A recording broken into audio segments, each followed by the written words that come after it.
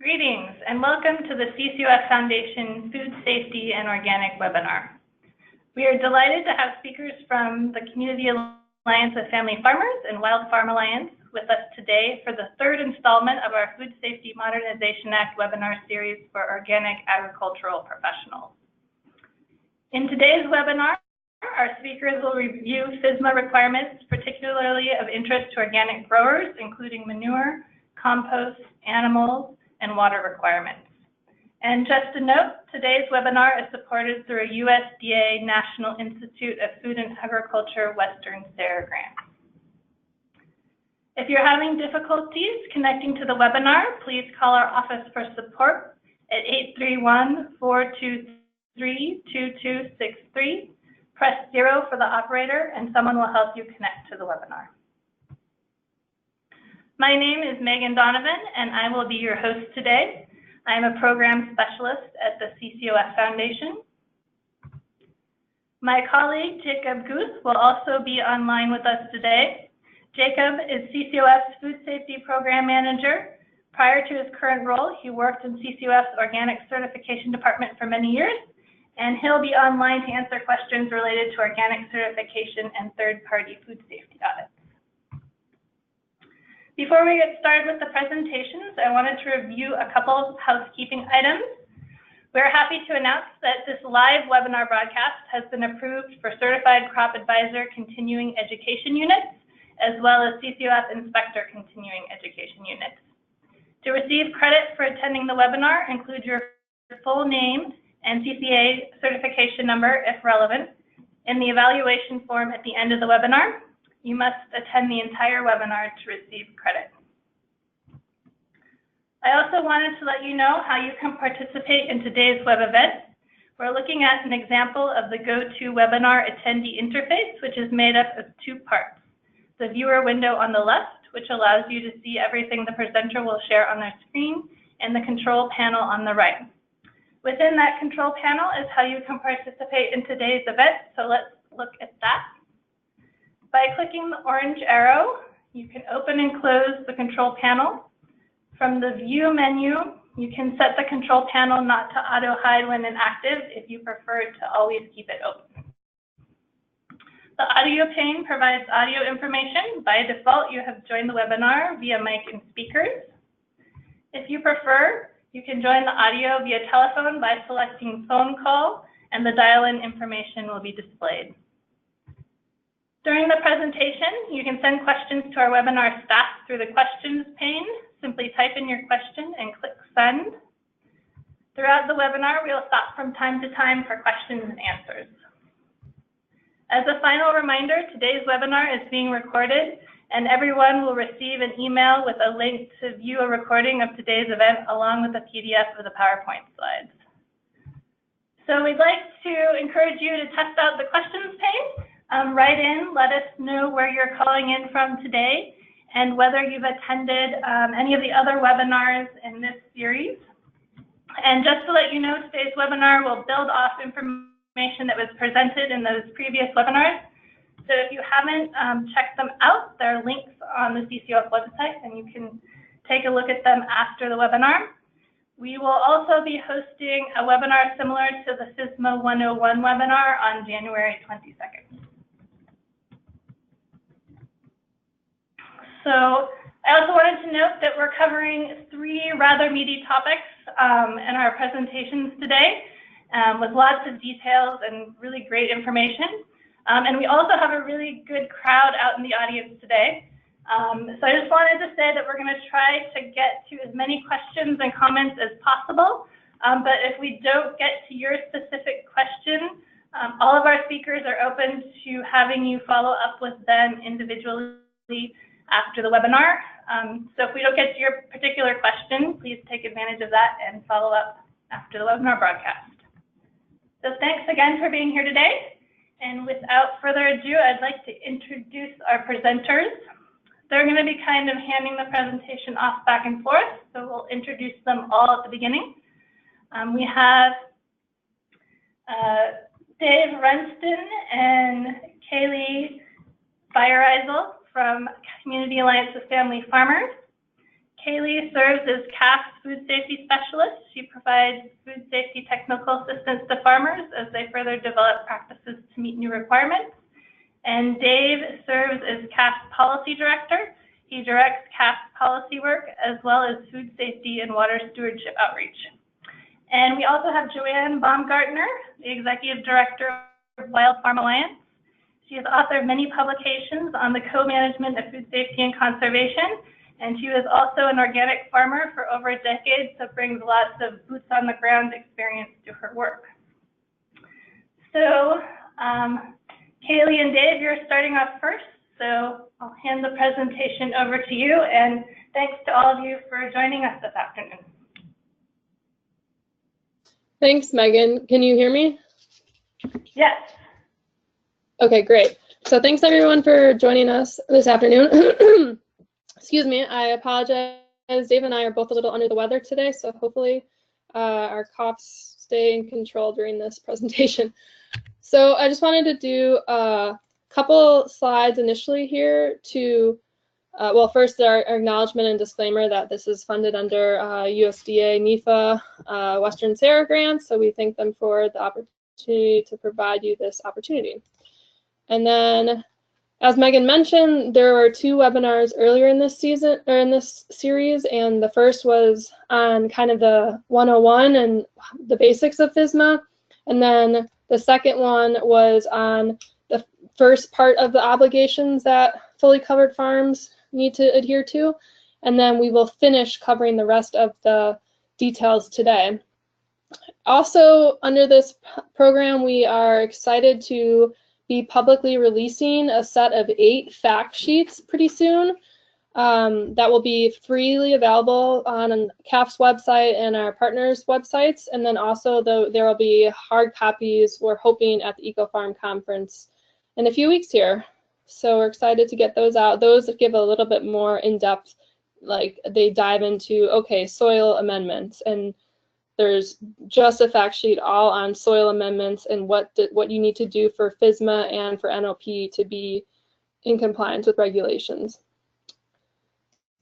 Okay.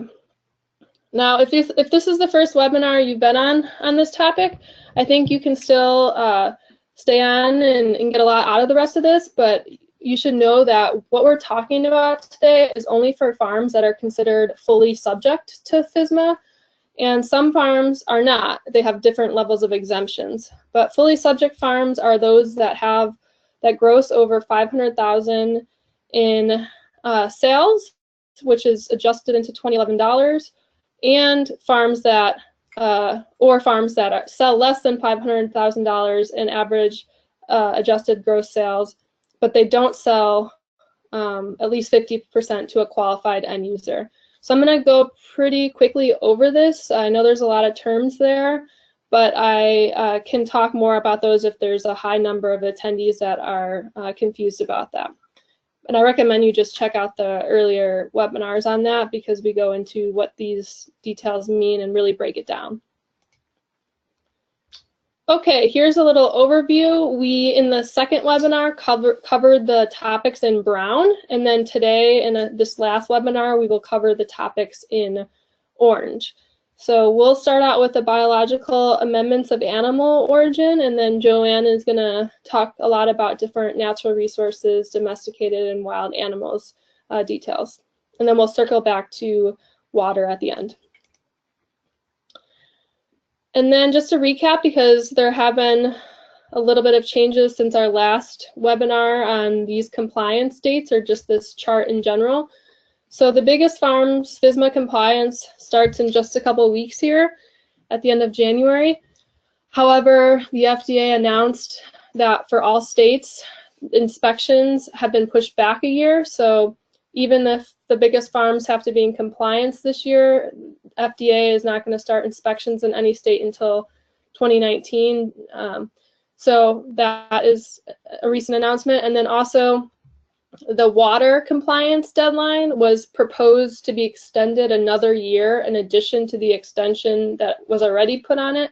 So that's why we have the new timeline for water compliance dates here, but it has this asterisk that it depends on future FDA decisions because that hasn't been finalized yet.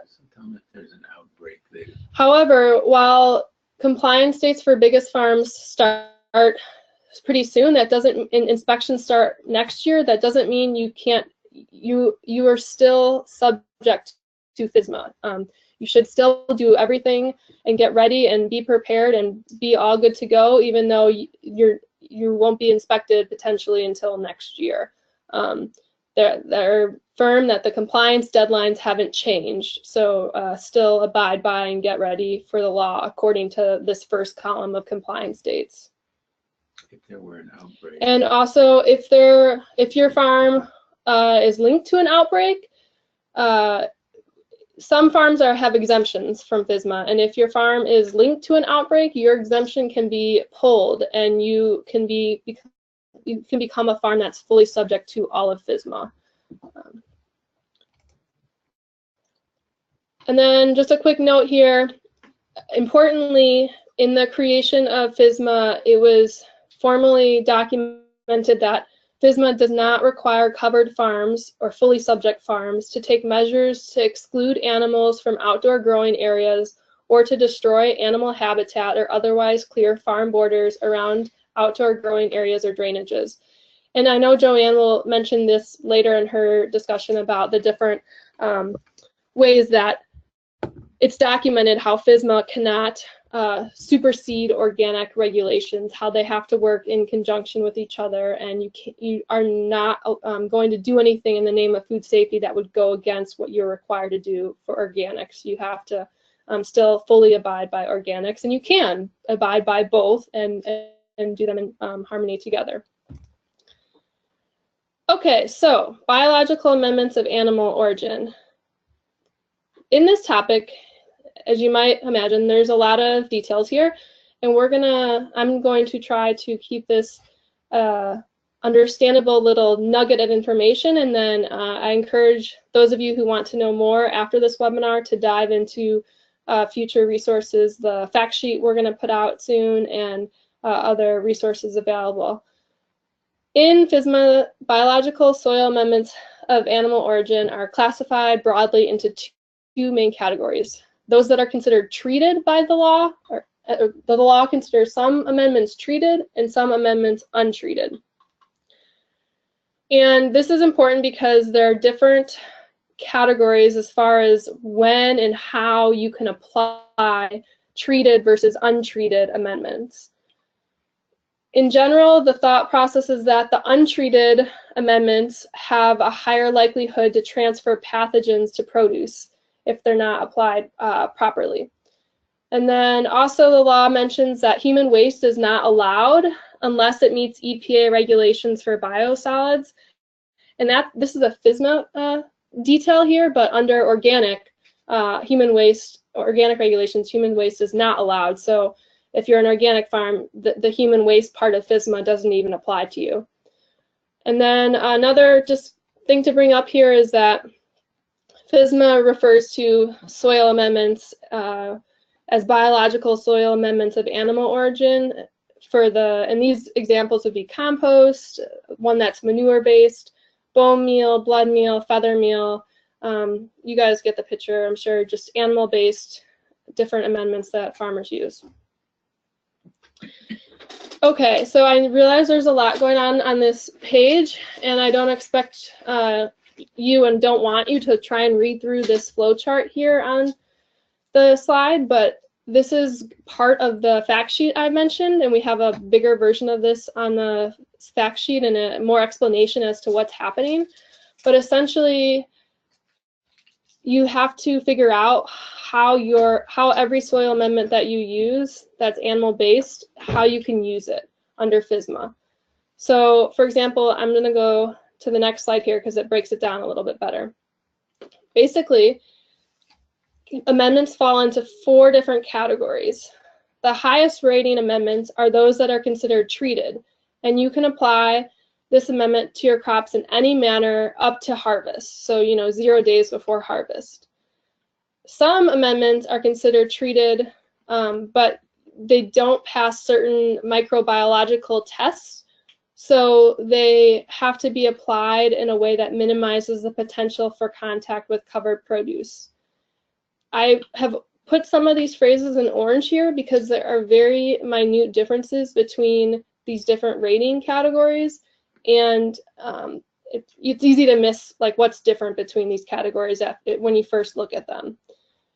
And then in medium rating, these are amendments that are considered untreated, and you have to apply it in a way that doesn't contact the produce. And then finally, there's this reserve category of amendments that when the law was being written, it became clear that there was not enough science-based research and evidence to determine how long like a raw manure has to be applied before harvest for that to be safe for food safety. Even though the National Organic Program had already established the 90 and 120-day rule, FSMA did not adopt that at this point in time, and so they're doing more research to see what kind of timeline they're going to put here in the end. Excuse me.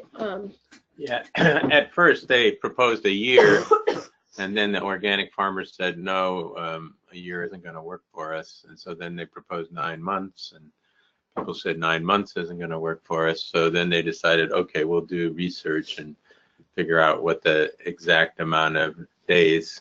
They basically said that the NOP 90 and 120-day rule was not based on pathogen survival.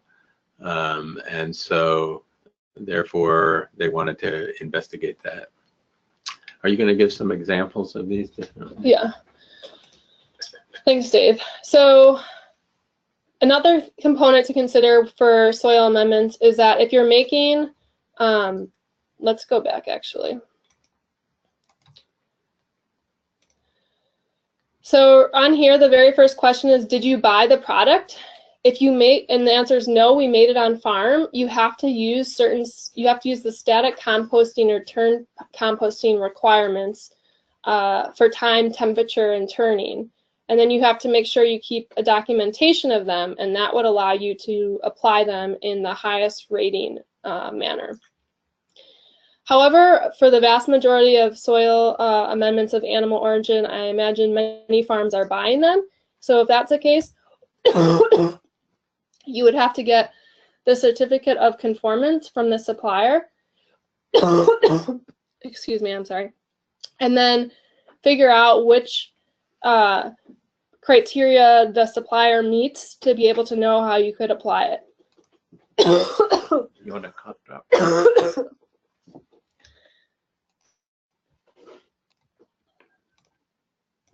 Okay.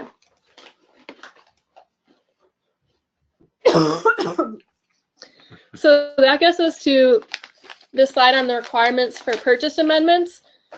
You might be wondering what needs to be on the certificate of conformance. Right here, here's the information. What I've been finding or hearing initially is that the manufacturer of these amendments has all this information available, but there seems to be a missing link in the supply chain, and a lot of the suppliers that are selling these products directly to farmers are losing this certificate along the way. So this will be something that we'll have to work with suppliers and different middlemen that are selling these products to farmers to make sure that they keep this written documentation with the product. Okay, so I realized that was a lot that was covered there. I don't know, Megan, if we have any questions to clarify certain concepts that were just mentioned. I would think maybe you give some examples of the highest, high, medium. What would like tell us? So we haven't had any questions come in yet. If you do have questions, feel free to send those in. And also, while we're waiting for questions, just to let you know kind of who's in the audience today. We have people calling in from a number of spots in California, Gonzales, Watsonville, and Grand. And also people calling in from Oregon, Charlotte, North Carolina, even have a caller calling in from Mexico. So nice diversity of people calling in from different geographic regions. And also, there's a lot of people that have watched both installments of the series, and some people, this is also their first webinar. And a lot of people watch the recordings, which is good to hear. Great, thanks, Megan. So we did have a question come in that asked, what is treated versus untreated? So that's a good question. Here on this, I just want flip back to this flowchart image to be able to show that. So treated is products that would fit into this highest or high rating category. So if you, for example, make compost on your farm and you follow the static composting requirements that were on the slide, the next slide, about the number of days and the temperature, and you kept documentation of that, so you had records, so you have your records to document, you would say yes, and that product is considered treated because you made the compost on farm in a concentrated and verified way that science has shown if you make compost this way, you are making safe compost. That would be considered a treated product. Say you buy, and another example, say you buy some fish emulsion and you can't get a certificate of conformance from your supplier. They say, we don't have one. And you try and there's nothing available. So you would have to say no because you don't have a COC that has these testing records on it. And then you don't have a COC that states some other scientifically valid process was used. And you don't have a COC that states that Salmonella and fecal coliforms was tested for. So you would go down this flow chart and figure out the difference. Essentially, if you don't have a product that has followed the static composting or turn composting requirements, or has been tested and has a certificate that's documenting it, then it becomes an untreated product. I guess I'll probably stop there because I know we need to continue, but we can talk about this more at the end in the question and answer session. So I think pelletized chicken manure would be considered the highest rating because you know, it goes through this heat process that kills everything. We don't have a list here of everything and you know where they would fall, but basically, you know, you'd have to assess each one, and certainly if you're buying it, you need this certificate of compliance. All right, thanks. That's helpful. And then we did have someone also write in wondering, you just gave an example of the highest rating. What would be an example of a high rating and a medium rating product? Well, the high rating. Yeah, so if we just go back to this chart, this is all like pretty very minorly different, and this chart was pulled directly from the law. So if you have a COC that has it tested and has no detectable Listeria, Salmonella, or E. coli, that would give you the highest rating. Some products are not tested for those microbiome, for those pathogens, and so you might not be able to get that test, but maybe your product was tested down here for the Salmonella and fecal coliforms, so you have written documentation that it has those testing, and so that product would be a high rating. But yeah, sorry, it's not as simple at this point in time of just saying like all fish emulsion is a high rating or all liquid kelp is a highest rating. There's not at this point in time that I'm aware of a universal byproduct classification, but we can work on that. That's good. So thanks, that was helpful. And I just had one quick clarifying question before we move on to the next presentation. Someone was wondering if compost made from animal products can be be considered treated? And I think you already answered that when you said like pelletized chicken manure is the highest rating, so that would be a treated product. Yes, you can make compost with animal inputs as long as you follow, again, the static or the turn composting requirements and keep documentation of that. And that would be Okay, hot. great. And then it would be a high category product. But I'll turn it over to Joanne. Thank you. Okay, thank you, Kaylee. Can you all hear me? Yes, we can hear you. Okay, thanks. Yeah, so my part of the talk is going to be covering food safety and conservation. And this farm illustration you see, we're going to be talking about different parts of it, and you can obtain that. I'll talk about that later. So we're going to cover the context in which good and bad microbes operate. I'm going to give an overview of the NOP and FDA regulations as it relates to co-managing food safety and conservation, and how NOP and FDA regulations are applied using a multiple barrier approach that reduces contamination. So there's biotic, live, and abiotic conditions that influence pathogen reduction. For biotic factors, especially in the soil, but also in water and on plant surfaces, there's microbial interactions. And in healthy soils on organic farms, there's lots of microbes living in the soil, and they compete with, predate upon, and are antagonistic to food-borne pathogens. But not all biotic factors are good. There are some harborage going on, biofilms, which you might think of as kind of like the slime on things, although you don't necessarily see it.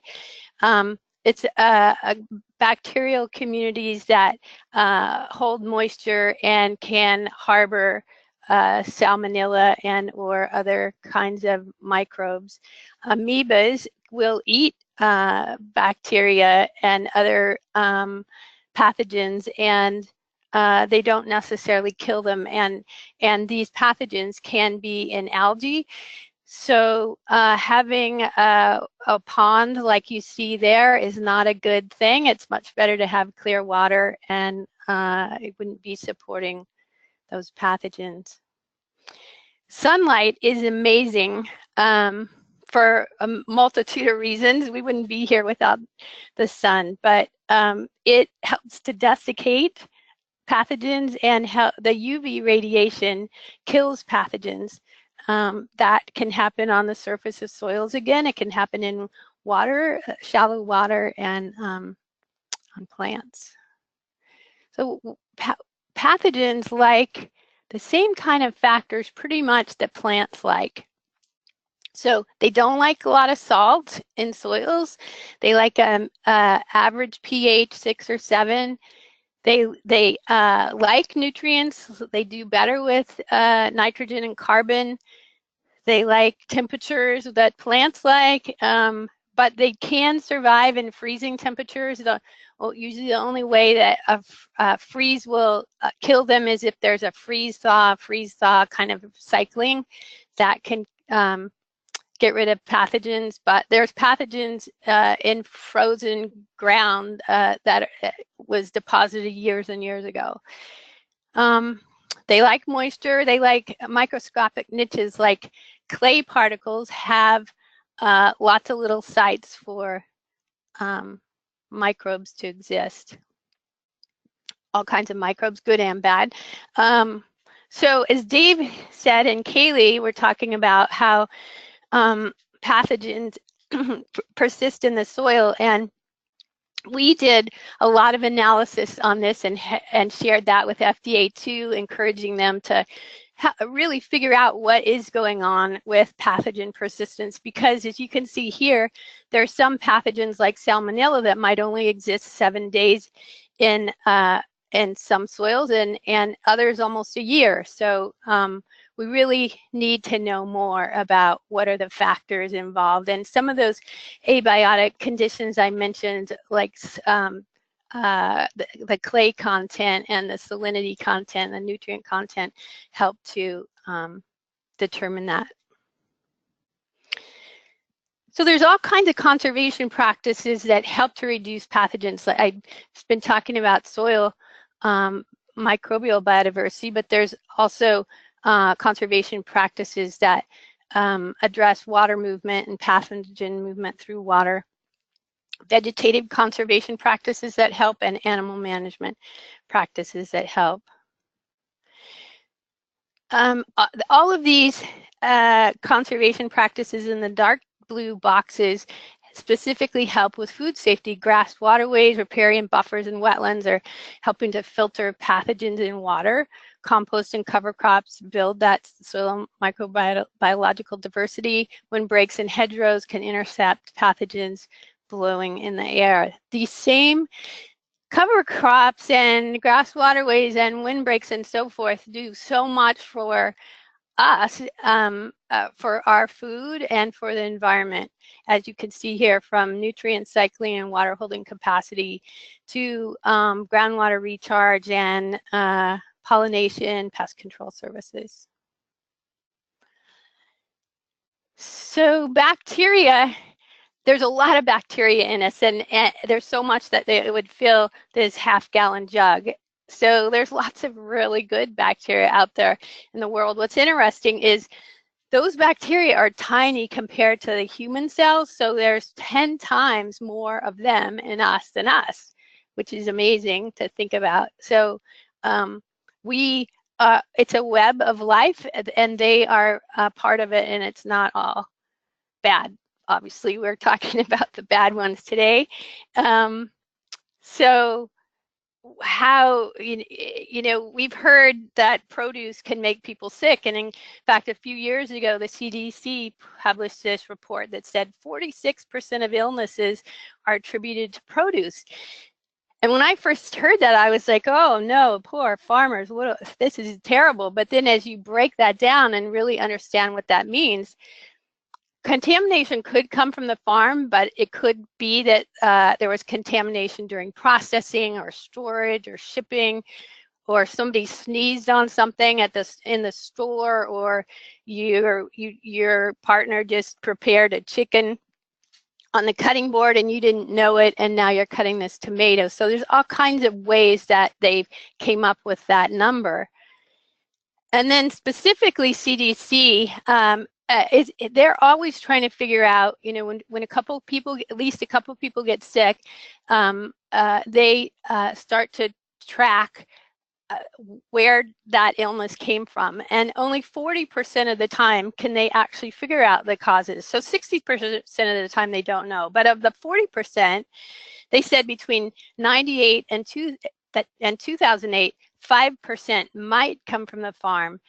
Between 2009 and 2010, it was less than 1%. Now, as they get better at figuring out what's going on, these numbers could change dramatically. As we know, from 40% to 90% of the causes, they could change. But from this data, it looks like the cause of illness isn't mainly coming from the farm. But that's not to say that farmers shouldn't worry about it. They do have to comply with FDA regulations, just as they have to comply with NOP regulations if they want to be organic. Some crops are riskier than others, and foods. If you're eating raw food, it's riskier than cooked. Fresh cut, ready to eat, leafy greens are riskier. So is netted melons. They can have all those little spaces for microbes to exist. And tomatoes, because of that top piece where the stem scar is, can harbor pathogens. We worked with the National Sustainable Ag Coalition. CAFF and Wild Farm Alliance are members, and so are like 90-something other groups across the country. We work to help first educate Congress that food safety and conservation can go together, and all kinds of sustainable practices for that matter. And so Congress responded, and they said FDA should not, when they write their rules, they should not conflict with organic regulations. They also said those rules should, or FDA should consider environmental mandates and talk with conservation organizations, which they did. They worked with USDA NRCS as they were trying to figure out how to write rules. So the NOP regulation says farmers must conserve biodiversity, maintain or improve natural resources, including soil, water, wetlands, woodlands, and wildlife. And FDA says they listened, and they said their regulations say, as you heard earlier, that you can grow crops in diverse landscapes, and you don't have to exclude animals with fencing or destroy animal habitat. So that's a really good thing. FDA also does not authorize the harming or killing of protected species like this red-legged frog. The reason why we are focusing so much on conservation is because in 2006, a spinach contamination occurred in the Salinas Valley where several people died, and the produce industry realized that they may lose their business if they continued to happen. It was a really big hit on the spinach industry. And so they started saying to farmers, we're not going to take anything close to wildlife habitat. And this is an example of a mile of riparian habitat along the Salinas River was taken down because of food safety issues, misguided food safety issues. In 2007, 89% of the growers that were surveyed in California's Central Coast that managed 140,000 acres said they'd actively discourage or eliminate wildlife from cropping areas. So it was starting to become a really big deal. A few years later, the Nature Conservancy did a study where they said over a 5-year period, about 13% of the remaining riparian habitat in the region had been eliminated or degraded.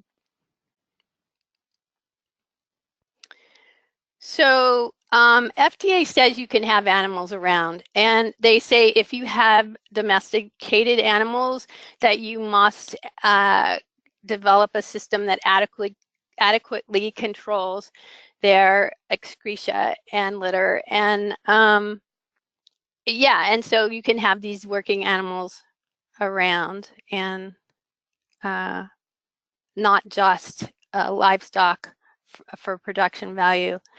USDA says USDA Organic says whatever practices you put in place that complies with the regulation, you must monitor those practices to make sure they're performing as you say you're doing. USDA also, or NOP, I should say, also says that there are livestock healthcare practices must include sanitation so that there's not a spread of disease, and management of manure so that it's not contributing to contamination of crops by pathogenic organisms. I think a lot of people don't realize these regulations are there so much, and they're really important, and it's really great that the NOP was so forward thinking about that. The NOP also says that producers must manage manure that doesn't contribute to the contamination of crops and soil, and they must manage pastures in a way that in other outdoor access in a way that doesn't put soil and water at risk. So they say it in a bunch of different ways. Basically, don't be spreading pathogens. So what does FDA say? Well, they say, okay, you don't have to take out habitat or fence out wildlife, but you have to monitor, just like NOP says you have to monitor. Growers have to visually make an assessment if there's significant evidence of contamination by animals. It could be grazing or working animals or wild or domesticated animals from livestock and working animals to cats and dogs. And anyways, once that monitoring must occur during harvest and right before harvest. And significant contamination they're talking about is significant damage, especially like eating the crop, or feces are left on the crop or near the crop, and trampling. And if there's a significant number of animals that continually come into the crop, then producer has to do something about that. But they also, in their preamble to the rule, they have some really good language. A preamble, every regulation that's written by an agency has the rules, but there's a preamble that tells people what were they thinking. And here they say, we encourage the application of practices that can enhance food safety and that are also consistent with sustainable conservation. We continue to encourage the co-management of food safety, conservation, and environmental protection. And these here and other wording are what organic farmers need to pull out when they talk to their buyers. If their buyers come to the farm and say, hey, we don't like that habitat, get rid of it, you can tell them, look, FDA does not say that, you know, this is not in line with what they require. So I just skipped this quickly. Pathogens, how do they get on the farm? Where they come in, by wind or water, animals, people. Here's some cases of airborne contamination from CAFF, from Ohio Fairgrounds and fields. Basically, pathogens can adhere to dust and blow across the landscape and contaminate crops.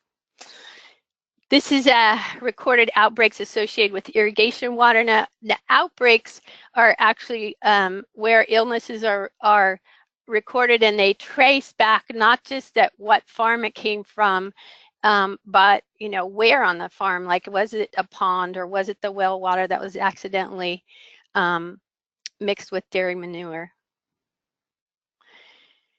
What are the prevalence of pathogens in animals? Well, domestic animals depends on who they are. There's widespread E. coli 0157 in cattle, and it's higher in cattle that are in CAFOs than those that are on pasture. But pigs and dogs and poultry, and especially younger animals, will carry higher levels than adults.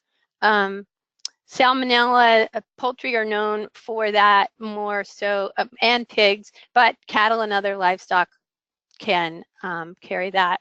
These are some other bacteria and other kinds of pathogens, and you can see it's kind of all across the board. Our livestock can carry these. Associated outbreaks related to wildlife.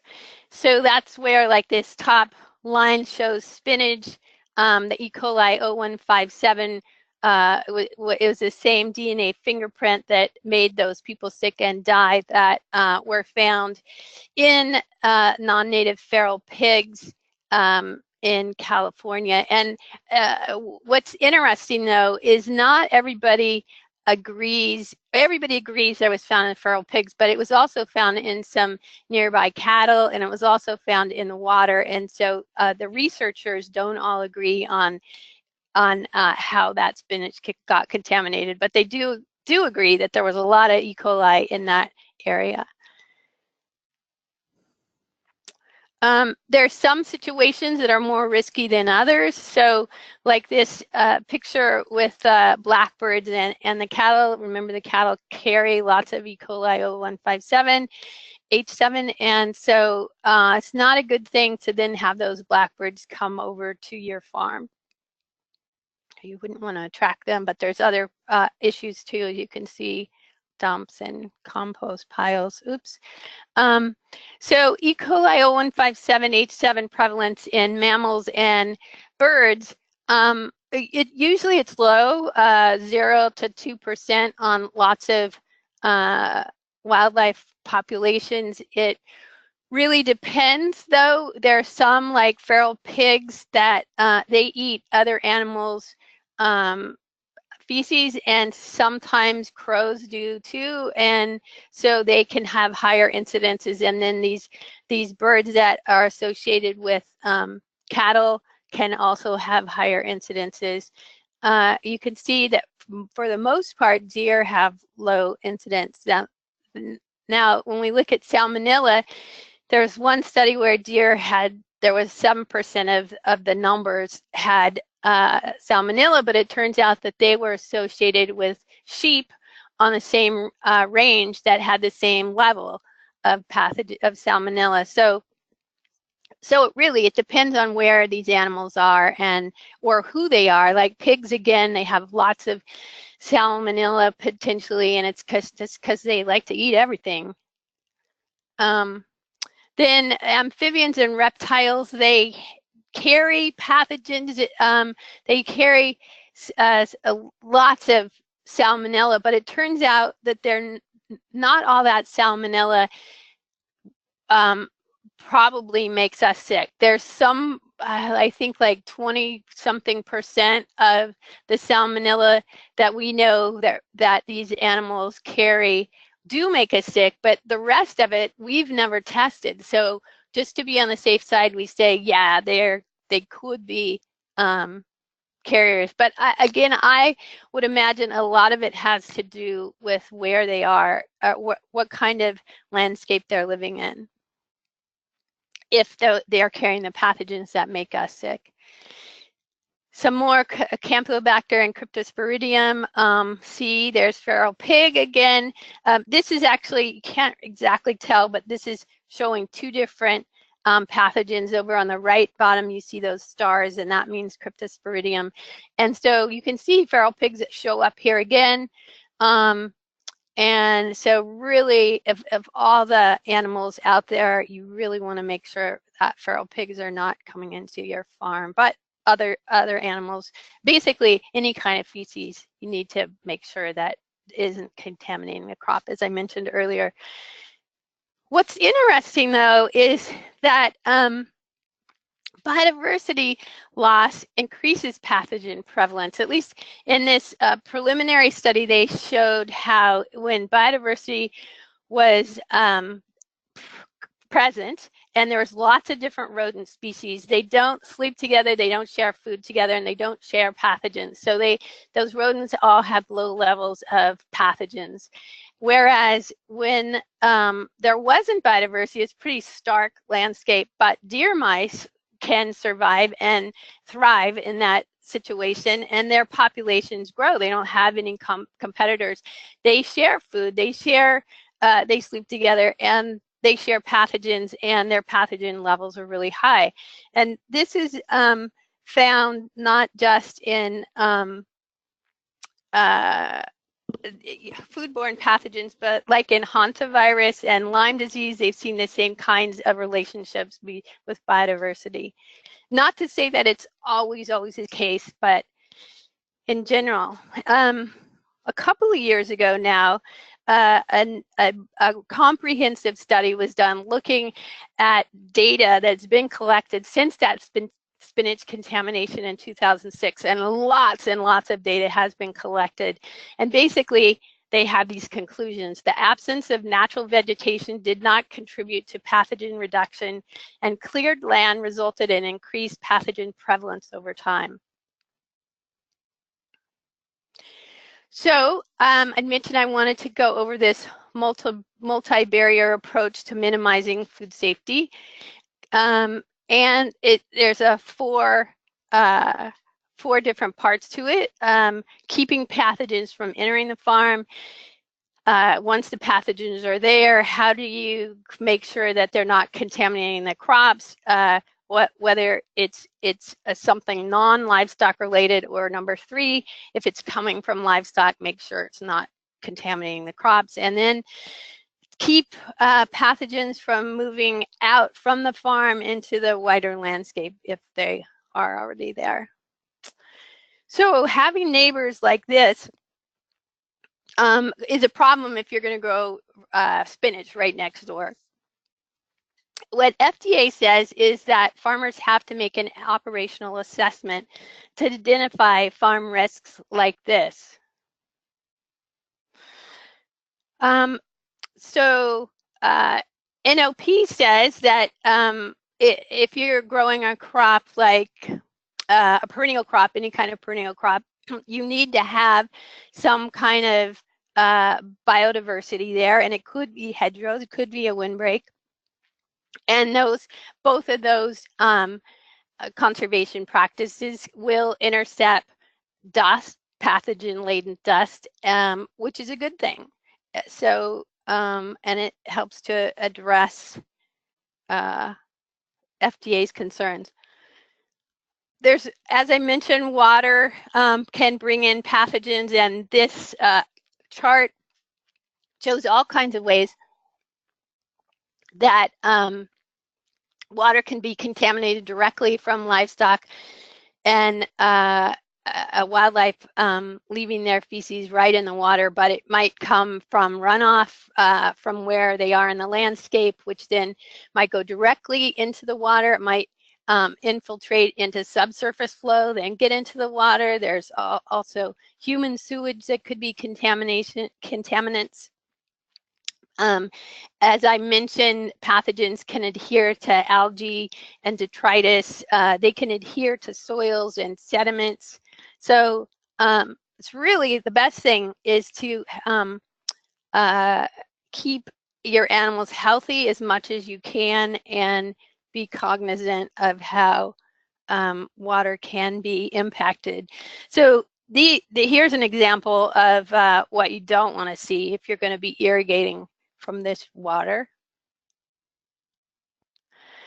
And animals, like this many animals on a hillside right above where a crop is grown could be a problem. One of the conservation practices that could be used, this is called a diversion ditch, where it intercepts the water that's coming off of a slope and takes it away from the crop.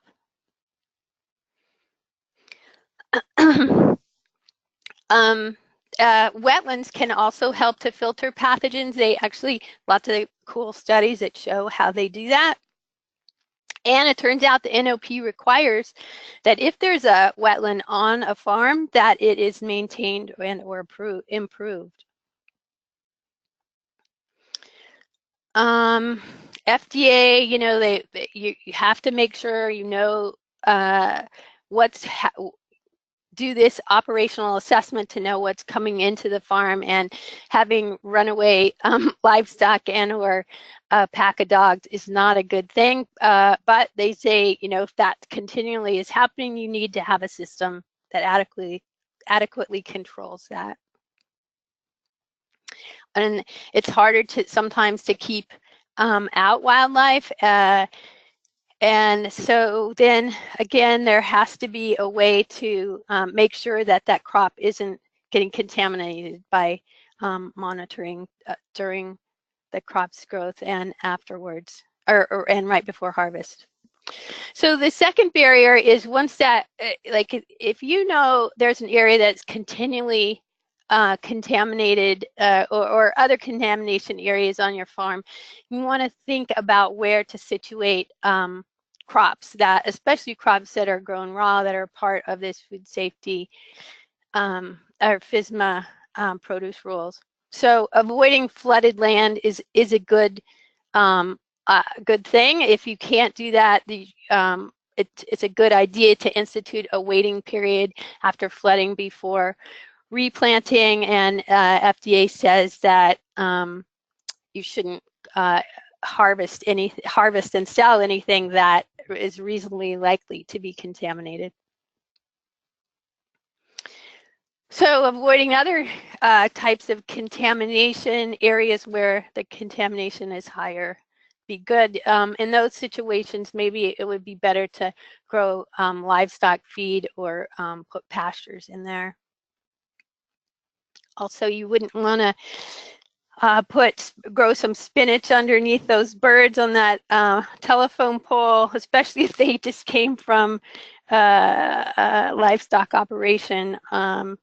So, but there's other things like hanging branches, and the picture in the middle is interesting. This is you can't exactly see it, but there's crows sitting on irrigation sprinkler heads, and this is the Salinas Valley. They've taken out a lot of the habitat, as you just heard, and there's not a lot of places for them to roost. So they're roosting on the irrigation pipe, which is really not a good situation. It's also not really smart to plant in a wildlife corridor. NOP requires that operators maintain or improve wildlife, so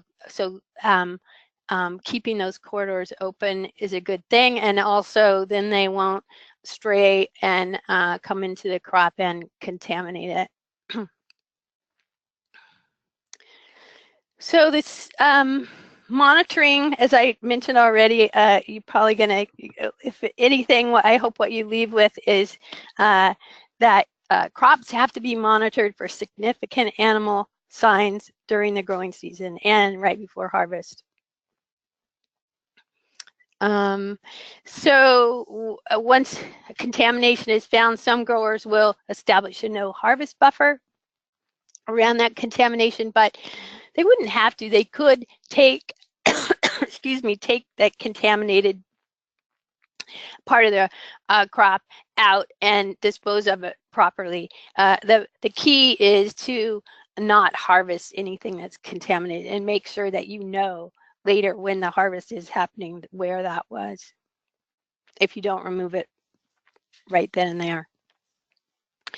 So remember, FDA said we encourage the application of practices that enhance food safety, that are consistent with sustainable conservation. Well, encouraging raptors is a good thing. They help keep down rodent populations, which can carry pathogens.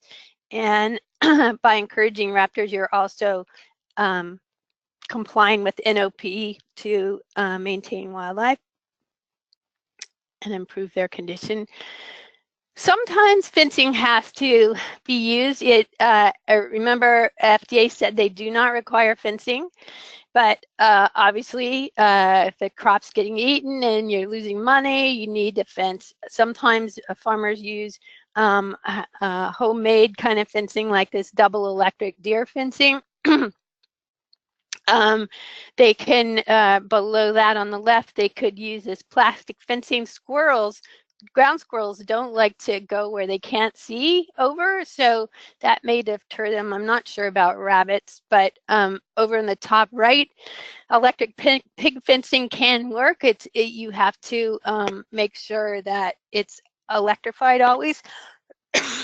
But not, I mean, there are some people that spend lots of money putting up expensive pig fencing, which, you know, I'm sure you have to really think hard to make that cost effective in your whole scheme of your farm budget. Other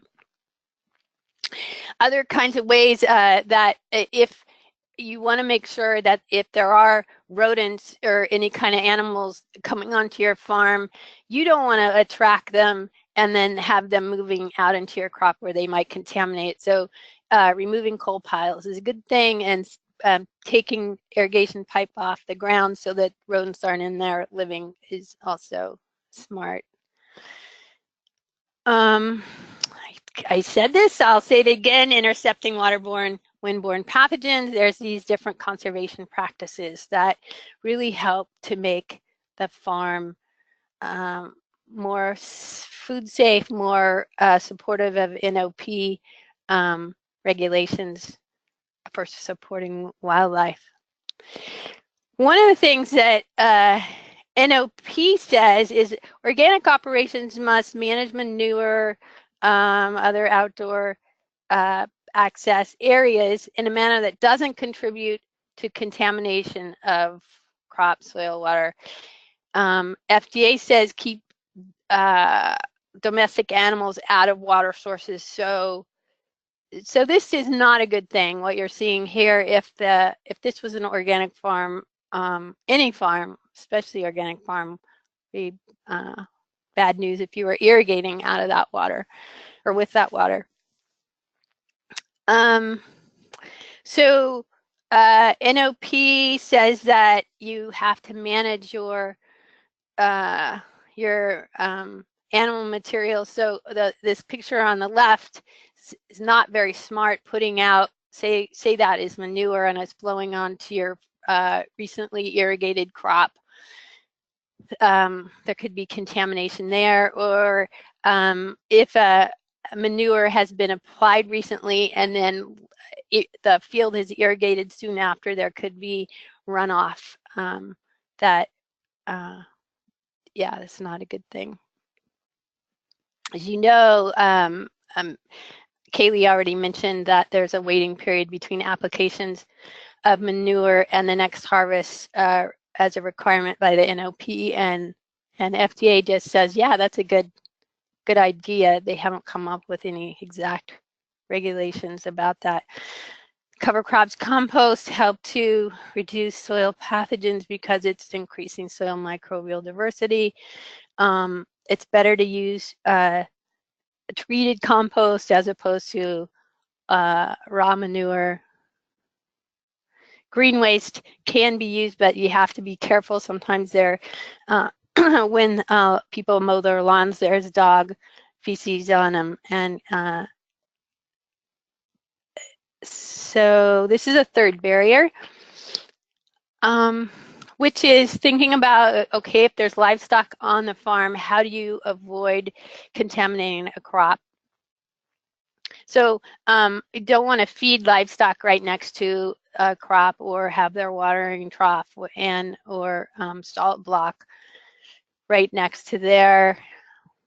Again, you kind of saw this with when I was talking about neighboring issues, but this could be on your own farm where you have lots of animals above where the crop is growing, and that's a problem both for NOP and FDA says it's not a good situation. With livestock, I'm just showing you how yes, you can manage for healthy livestock in organic situations, but you have to be aware of sanitation issues and not contributing to contamination. More about these. This is on the left is a grass waterway. I don't think I've shown you that picture before. On the right is a filter strip. So those grasses they capture pathogens as water flows through them, and then as the water goes down, the sunlight helps to desiccate and the UV radiation to kill them.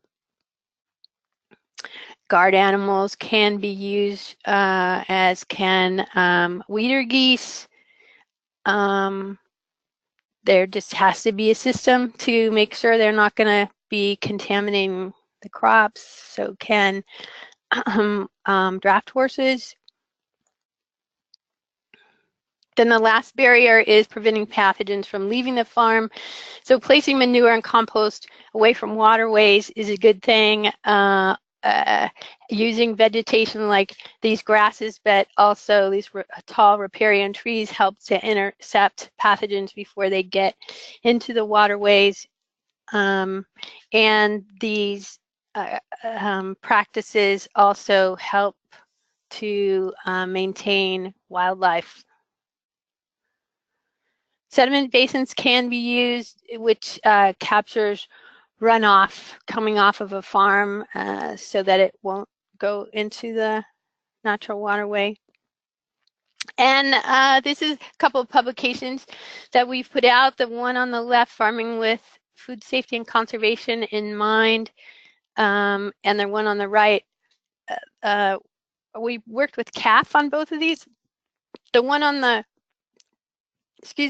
right, we just updated, so please check it out. It's on our website and also CAFF's, and it has a bunch of the illustrations that I mentioned, including this one, and goes through all of the conservation practices that can help keep farms safe.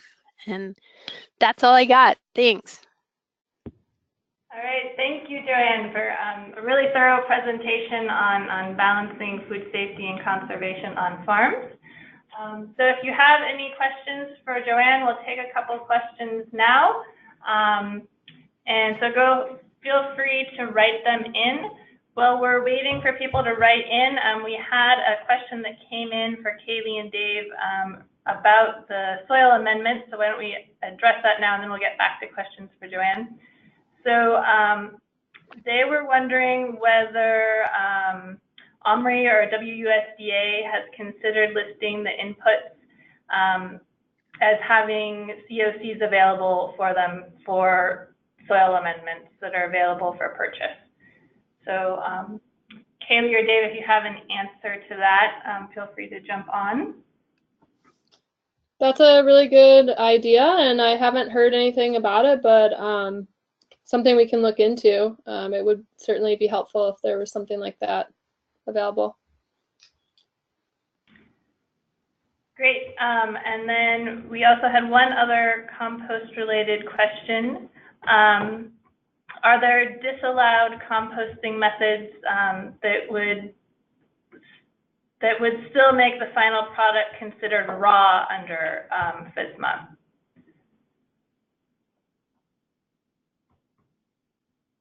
Well, if you're not keeping records to prove that you've met the static composting or the turn composting methods, then time and temperature, even if you have been doing it, you don't have the records to prove you've done that.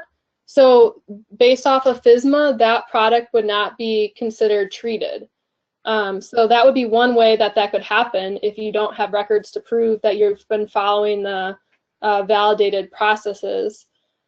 I don't know if that answers what the person's looking for, but It would still be considered raw. it still would be considered raw compost, and that's that category of the soil amendments that FDA hasn't decided on yet. We don't know the raw, category, how many days the FDA is going to require that to be applied before harvest. So for right now, it's suggested that everyone follows the National Organic Program 90-120-day rule for quote-unquote raw categorized compost. So I'll just stop there. Okay, great, thanks. And then Joanne, we had a question come in for you that is asking if there are suggested, what are the suggested management techniques to prevent algae bloom in ponds? Okay.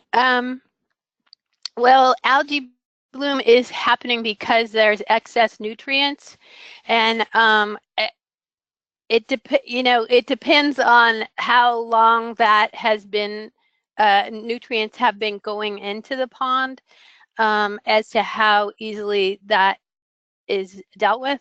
So if it's just been recent, just putting in a diversion ditch that takes nutrients, say, from cattle uphill, and diverting that could help. And or sometimes it's not just livestock, it could be runoff from the farm fields themselves. And so anyways, any kind of nutrients. And but if it's been happening for 50 or 100 years and that pond is just really full of nutrients, it's a harder thing to extract all those nutrients out. And it may be that pond is not the best source for irrigation in that case. Great, thank you. So we're going to move on to the next section of the presentation, but if you still have questions for Joanne, feel free to send those in and we'll get to as many of them as we can at the end of the presentation. So Joanne, thanks again, and Kaylee and Dave will move the presentation back over to you. Great, thanks, Megan. Okay, so we're going to talk about water. I think to summarize one part of Joanne's presentation, do not harvest anything that has feces on it. I was at one workshop, and the farmer said, well, can I just brush this off or whatever? And the guy from the university just about had a heart attack. So no, the answer is no, you cannot brush it off. And every pasture should have a filter strip at the bottom of it. I think that's another conclusion. So agricultural water. Okay, there's a very specific definition of what agricultural water is in FSMA. It's water used in covered activities, and that means with crops that are covered by FSMA, on covered produce where water is intended to or is likely to contact covered produce or food contact surfaces. Okay, and so it's not all water, but water that meets this very specific definition. And so this is what FDA is concerned with, and says that it must be safe and of adequate sanitary quality for its intended use. And adequate sanitary quality varies depending on what use you're going to put it under. How do we forward this? So we have a couple examples, and because we're covering our lot today, we're going to just go through these on our end instead of having them be audience examples. But this is just to really drive home the point, like Dave said, not all water on your farm is necessarily considered agricultural water. So if you're watering lettuce on overhead irrigation, that is agricultural water because the water is going to directly touch a covered produce item, which is lettuce, and it's going to touch that crop. Whereas if you're watering oranges on drip irrigation, oranges are a covered crop under FSMA, but because it's not going to touch the water, it's not going to touch the food contact surfaces of the oranges, then that is not, so that's not considered ag water. A different example, you might have some potatoes on overhead irrigation. These, this scenario, is not considered ag water because potatoes are a crop that's rarely consumed raw, and so it is not considered, it's not on the covered produce list of crops. And then one final example here is carrots on drip irrigation. So carrots are a crop that's considered a covered crop under FSMA, and this is considered agricultural water because that water is going to drip down and percolate through the soil and touch the carrot contact surface or the carrot. So I hope everyone's not thoroughly confused by just going over this. Essentially, not all your water on the farm is ag water, but if a farm is a diversified operation growing a variety of crops and irrigating them a variety of ways, it most likely makes sense for that farm to just look at all their water on the farm as assume that it's agricultural water, because otherwise it's going to probably be more of a headache to keep track of where you're testing water and where you're not testing water and the different details that we're about to go over. I just bring this up because there might be some farms that are literally just a potato farm that grows potatoes on overhead irrigation. They don't need to be concerned about anything with FSMA water because their farm's not subject to these FSMA regulations. So it's just some of the layers of technicality in all of this. Okay, so what does FSMA require of you? And I remind you now that FDA has postponed your compliance with the water requirements until 2022 at the earliest. So that's 4 years away from now. Nevertheless, people who haven't complied should, start doing these things, right? Because food safety is not something that you do from one day to the next. It requires long-term implementation. So FSMA requires that you inspect all your water sources and distribution systems at least annually, and that the wells or ditches or anything that is related to the conveyance of the water has to be free of trash, debris, domesticated animals, and other hazards. So one of the recommendations is that you map the farm's water systems. That's always a good idea, and in the NOP you're required to have a farm map, and so mapping the water systems would be a good complement to that.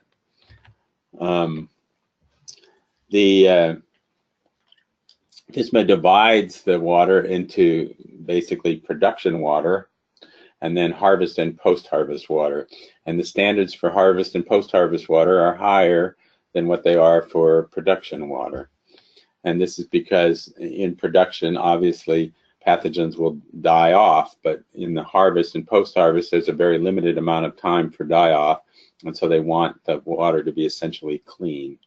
So production water are all the things you see on the left side there, including any kind of water used to spray things, which people often ignore, as well as frost protection or dust abatement. And the harvest and post-harvest obviously includes hand washing water. So there's two kinds of water in FSMA, surface water and groundwater. Groundwater consists simply of properly capped wells. So if you had an open well, and there was an example of this down in Baja, California, where there was an open well and some salamanders or something had crawled into this and was living down there and contaminated it with Salmonella. So that wouldn't qualify as a properly capped well, and it would come under surface water. And so any kind of ditch, any kind of river or stream, spring, pond, reservoir, all this is considered surface water. So what we're going to say here is essentially what was proposed by FDA, and we don't know how it's going to turn out. Like how long you have to wait after you apply manure, FDA doesn't know, they're doing research. Same thing applies here. There's a whole set of detailed water testing requirements that FDA put forward. Now it's uncertain which of those will survive and which will be changed over the next 4 years. So, but this is what is essentially proposed, right? That you have to develop a baseline. And for a surface water source, you would have to take 20 water tests in order to establish this baseline. And after the baseline is established, you'd have to do 5 tests annually. So they're essentially assuming that you do 4 years of 5 tests and then keep doing 5 tests per year. For groundwater, your baseline would consist of 4 tests in 1 year, and then afterwards just 1 test per year. On the other hand, the Leafy Green Marketing Agreement has been testing well water for years and has found it basically not to produce anything interesting. Once you establish that the well is not contaminated, it's not contaminated. But anyway, this is the proposal as it currently exists. So you want to go on with this? Thanks, Dave. So in September, the FDA did announce some water updates. They proposed to extend the already extended timeline another year. So here we have the extended timeline for water, depending upon the size of farm. And why the extension? As we mentioned, they're still trying to address questions about practical implementation and reducing the regulatory burden. So you might be wondering, well, what do I do now? All this water stuff seems like it's up in the air. Well, we would recommend that, as Dave mentioned, if you don't have a map of your irrigation system, create one and then make sure to visually inspect it and determine if you see any risks. So maybe you realize that you have some poultry that are kind of close to where your ditch water is, and you could easily move them downstream so that the water goes first to your crops and then it later goes to where the chickens are. So just simple things like that can really do a lot for reducing your risks. Again, if you haven't done any water testing, that would be a great place to start. Wouldn't necessarily recommend that you go jump on board and do 20 water tests for each of your surface water sources immediately, because that might change. It is more reasonable to do a few tests and establish some of your water quality profile information, so you get a better sense of how the quality of your water is. If you're doing testing already, I'd recommend just keep doing what you're doing. And if you're wondering, I've never done a water test, what do I test for? In the way FSMA is currently structured, you would want to get a quantified generic E. coli test. So that would spit out a number to you, a number per 100 milliliters of however many generic E. coli are there. This is a wordy slide, but it's basically just to let you know that there used to be a very restricted number of methods that labs could use to test your water. And recently, this past fall, this list was expanded, and now more methodologies are allowed under FSMA. This MPN methods group, the most probable number methods, that's a testing method that many labs are already using. So this was a good thing for farmers. This expanded the allowable testing options. If you're getting tested, make sure they're using one of these methods, and this wider testing allowable range does give you access to cheaper testing than the test that was allowed before. And then just to touch on post-harvest water requirements, as Dave mentioned, this water has stricter standards. This is water that is used in the various ways that are listed here. And if you are not using municipal water, you would need to make sure you had a generic E. coli test that had a 0 result for that water.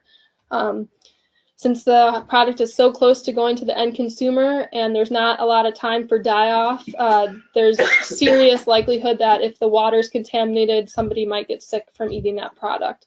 So there's a 0 test result required here. And then just I think this is the last slide.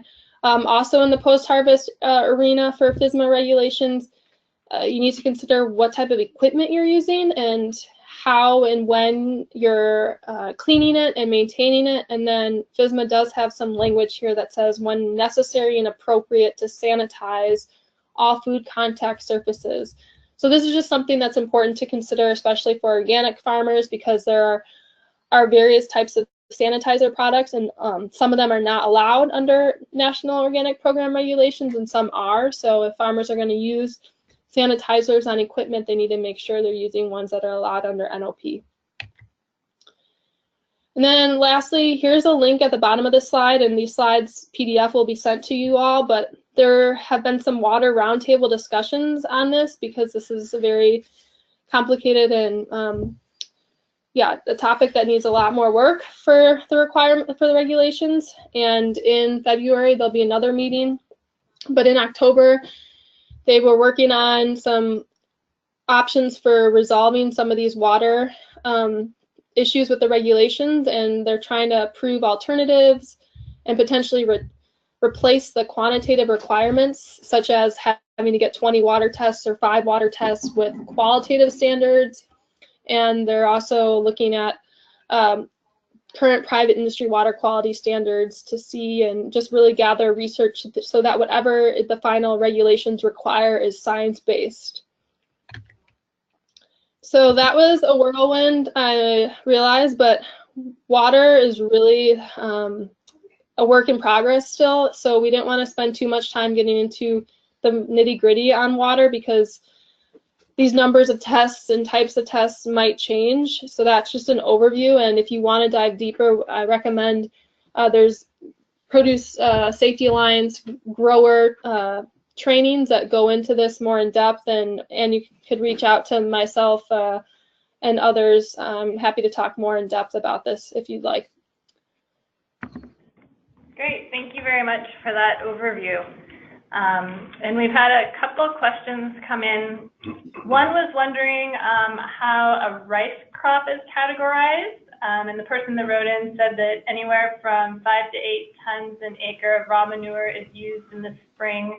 And then organic growers will drain water for weed management during the season, putting the manure-laden water into the surface water systems, which is usually picked up downstream by other farms. The water doesn't touch the edible portion of the crop, so is rice exempt? Well, the first component to look at for that question is rice considered a covered crop under FSMA? And excuse me, it's part of the grain. You know, it's a grain, and grains are not under FSMA. So the rice wouldn't be, but I don't know with the other comment in that question about explaining how the water is going to go down and be used by other people. That's definitely something for people to consider. If you're not the end user of the water, think about how your uses might impact others. If there's ways you could eliminate contamination or reduce contamination for the next person who gets the water. Great, thank you. And then there was another question wondering whether the labs that you send water samples to, do they have to have any baseline qualifications?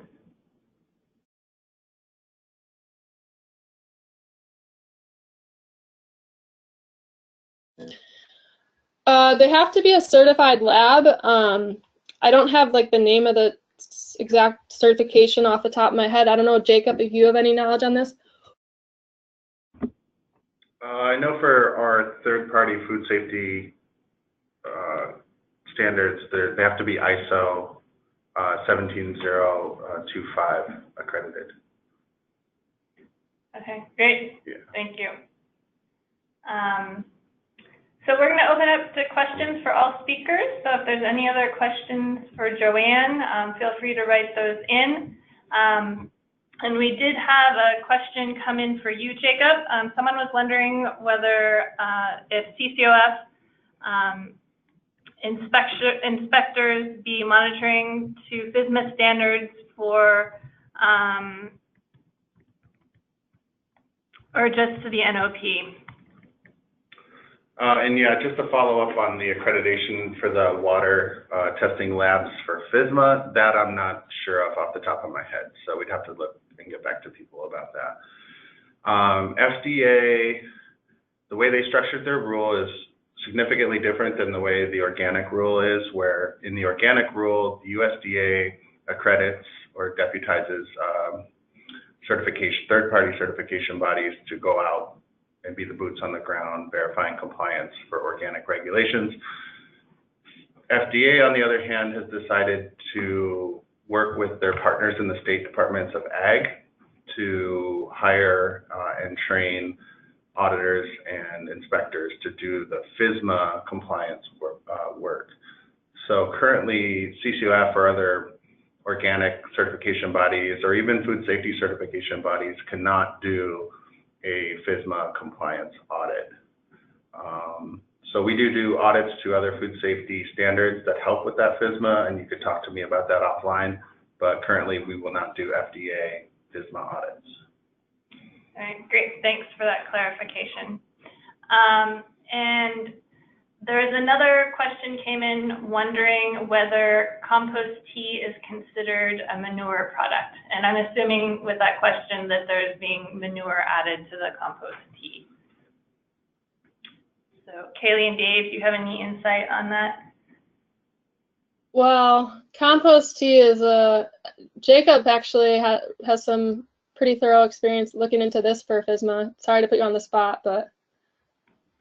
No, it's okay. It's a tricky one. I mean, FDA considers, biological amendments of animal origin to be considered soil amendments. And so then they lump that into whether they're treated or whether they're not treated, and based on like composting processes.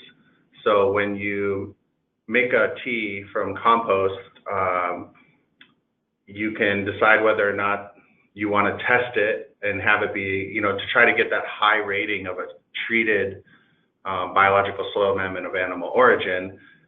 It depends on really your processes. And we have a question into the FDA's Technical Assistance Network. We haven't heard back yet. And I think FDA is really trying to figure out where compost tea, how it fits into the general scheme of things with the produce safety rule. But for now, it's treated like, like a manure. And if you can prove that it doesn't have Listeria, Salmonella, and E. coli, then you can apply it in that high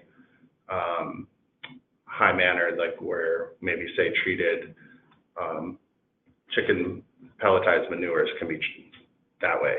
But most compost tea folks aren't going to have it tested or aren't going to go to the, those extremes to get it tested for listeria. So you have to apply it in a manner consistent with the non-treated aspects of the rule. Okay. Great, thank you. Yeah. Nice. So I just wanted to be mindful of time. It's about 1:30 right now, and we're going to go a couple minutes over, but I wanted to let everybody know that we will be sending out a recording of the webinar and the PowerPoint slides, so if you need to jump off now, you can watch the end on the recording. And we have one more question for Joanne. And we had a webinar participant who'd like to use grazing animals in their crop rotations and wanted some advice on how to do that while complying with FSMA and organic regulations.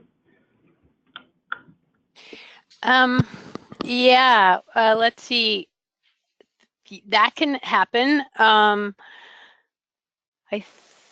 Actually, I'm wondering if this should be a question answered by Dave and Kaylee because it's about manure. I think, well, Kaylee, what do you think about it? Sure, yeah. So this is also another question that FDA hasn't clarified because the application of animal manure, like from animals just on pasture, and then you maybe use those fields the next year or 8 months later and till them in and plant crops on them. They have said previously that the animal depositing feces while on pasture is different than an application of, a manure spreader spreading tons and tons of manure at the start of field prep.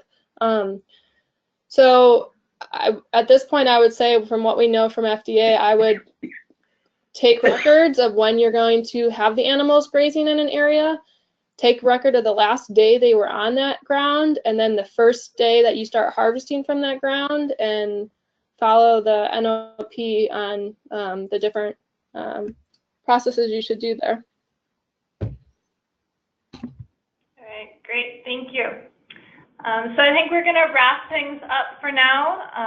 Again, if we didn't get to a specific question or you think of something later on that you'd like some guidance on, feel free to contact our presenters and we'll send out their contact information along with the recording of the webinar and the PDF of the PowerPoint slides.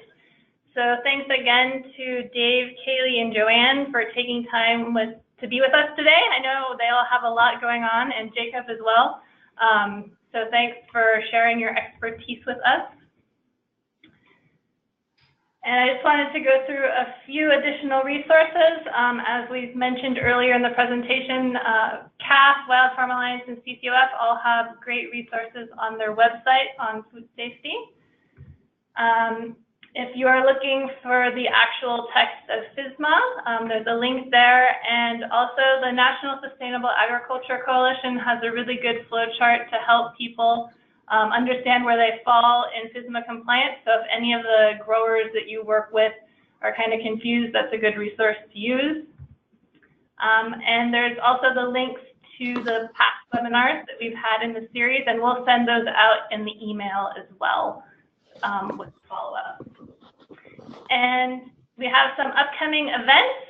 As I mentioned before, we'll be having a How Do I Need to Comply with FSMA webinar for growers on January 22nd, and that will be similar to the FSMA 101 webinar that we had for ag professionals last year, so you can check that out. We're also going to be holding, if farms that have to fully comply with FSMA may need to take a required training course, one of their supervisors has to attend one of these trainings.